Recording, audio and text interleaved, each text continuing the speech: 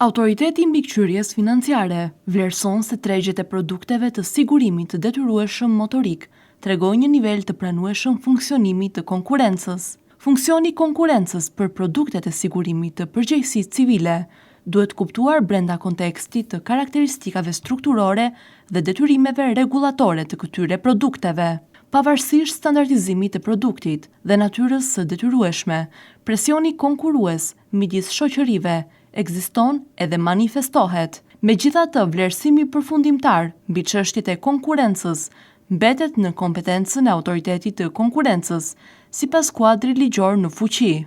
Viti 2025 shënoi zhvillim dhe konsolidim në tregjet në mbikëqyrje të AMF-s, me progres në forcimin e stabilitetit financiar, përmirësimin e transparencës dhe harmonizimin e kuadrit ligjor me legjislacionin e Bashkimit Evropian. Aktiviteti i tregut të sigurimeve dhe fondeve të investimit dhe pensioneve shënoi rritje të qëndrueshme. Tregu i sigurimeve mbetet i orientuar kryesisht te sigurimi detyrues motorik, i cili përbën 67% të totalit. Dëmet e paguara bruto mbeten të pandryshuara krahasuar me vitin 2024, duke arritur 6.181 milion lek, ndërsa provizionet teknike u rritën me 5.1%. Në tregun e fondeve të investimeve kolektive për 9 mujorin e vitit 2025, operuan 13 fonde me ofertë publike, me një fond të ri i cili filloi aktiviteti në tetor të 2025-s. Totali i aktiveve neto të fondeve me pjesëmarrje të hapur ishte rreth 61.99 miliard lek, me një rritje prej 11.96% krahasuar me fundvitin 2024. Numri investitorëve llogaritet të ketë arritur shifrën 41.679. Tregu i fondeve të pensioneve private gjithashtu shënoi rritje të qëndrueshme. Totali i aktiveve neto në 30 shtator 2025 ishte 9.27 miliard lek, duke shënuar rritje prej 14.35% krahasuar me fundvitin 2024, ndërsa numri antarëve arriti 48.193. Një fond i ri pensionit privat filloi aktivitetin duke çuar në shtat numrin total të fondeve në treg. Tregu i titujve të borxhit korporativ shënoi rritje përmes ofertave private, me stokun obligacioneve në rreth 34.6 miliard lek, një rritje prej 22% krahasuar me fundvitin 2024. Ky zhvillim tregon rritjen e përdorimit të tregut të kapitaleve si alternativë financimi, sidomos nga bankat.